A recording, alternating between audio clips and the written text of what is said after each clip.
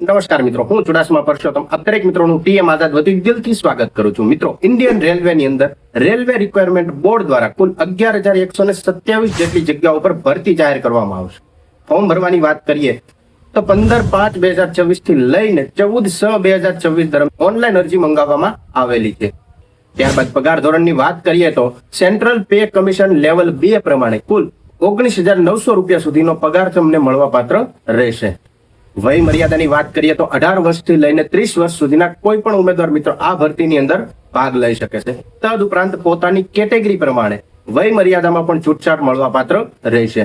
ત્યારબાદ શૈક્ષણિક લાયકાતની વાત કરીએ તો ધોરણ 10 પાસ અથવા તો કોઈ પણ માન્ય સંસ્થા દ્વારા તમારી પાસે આઈટીઆઈ નું પ્રમાણપત્ર હોય અથવા તો ડિપ્લોમા સાથે ધોરણ 10 પાસ કરેલું હોય તેવા દરેક ઉમેદવાર મિત્ર આ ભરતીની અંદર ભાગ લઈ શકે છે.